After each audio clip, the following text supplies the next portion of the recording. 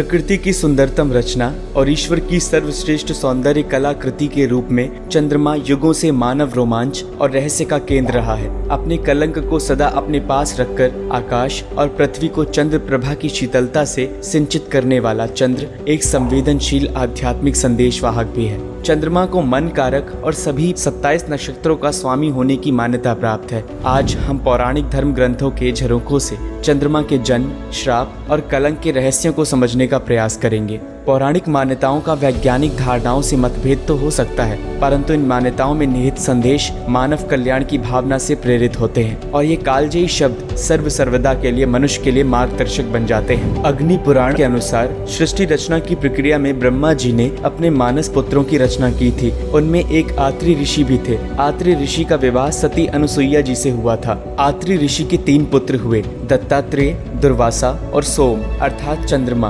ब्रह्मा जी द्वारा चंद्रमा को नक्षत्रों, वनस्पतियों तथा तप का स्वामी नियत किया गया। एक पौराणिक धर्म ग्रंथ पद्म पुराण में भी चंद्र जन्म की कथा वर्णित है। इसके अनुसार ब्रह्मा जी ने जब अपने मानस पुत्र आत्रि से सृष्टि रचना पर विचार करने को कहा तो ऋषि आत्रि ने कठोर तप प्रारंभ किया। तप करते समय ऋषि की आंखों से जल की कुछ बूंदें टपकी, जिन्हें दिशाओं ने स्त्री रूप में प्रकट होकर ग्रहण कर लिया, लेकिन वह इसे अधिक देर तक धारण नहीं कर सकी और उसे त्याग दिया। तब इस जल को ब्रह्मा जी ने पुरुष रूप में चंद्रमा बना दिया। चंद्र के जन्म की एक कथा स्कंद पुराण की परिप्रेक्ष्य से भी है। असुरों और देवों द्वारा जब समुद्र मंथन किया गया तो उन्हें 14 रत्नों की प्राप्ति हुई। इन्हीं प्राप्त 14 रत्नों में से एक चंद्रमा भी थे, जिन्हें भगवान शिव द्वारा अपने मस्तक पर धारण किया गया। मंथन से प्राप्त विष को लेकर जब हाहाकार मचा तब सृष्टि विचलित होने लगी। तब शिव जी ने पूरा विष स्वयं पीकर अपने कंठ में धारण किया था। भगवान शिव को शीतलता प्रदान करने के लिए ही चंद्रमा ने उनके मस्तक पर स्थान प्राप्त किया। चंद्रमा के श्राप से संबंधित मान्यताओं के अनुसार चंद्र की 27 पत्नियां थीं। वे सभी दक्ष प्रजापति की पुत्रियां थीं।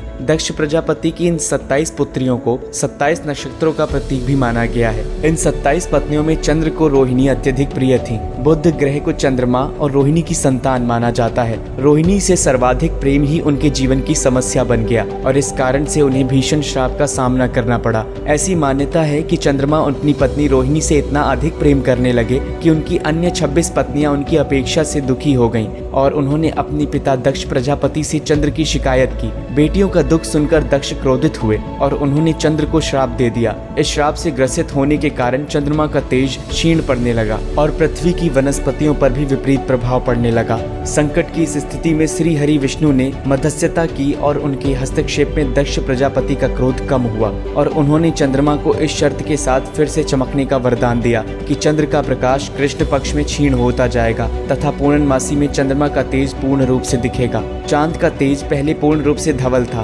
उसमें कोई दाग अथवा कलंक नहीं था। चांद पर लगे इस कलंक अथवा दाग पर पौराणिक मान्यता यह है कि भगवान शिव के अपमान और तिरस्कार से अपमानित होकर जब माता सती ने यज्ञ की अग्नि में कूदकर अपनी जान दे दी तो शिव इतने क्रोधित हो गए कि तांडव करने लगे। इस कृत्य के लिए दक्ष प्रजापति को जिम्मेदार माना और उनका वध करने का निश्चय किया। शिव ने दक्ष को लक्ष्य करके अचूक बाण से प्रहार किया। इस अस्त्र से बचने के लिए दक्ष ने मृग का रूप धारण कर लिया। मृग बनकर दक्ष ने खुद को चंद्रमा में छिपा लिया। वहीं मृग रूप चंद्रमा में धब्बे की तरह दिखता है, इसलिए चंद्रमा का एक नाम मृगांक भी है।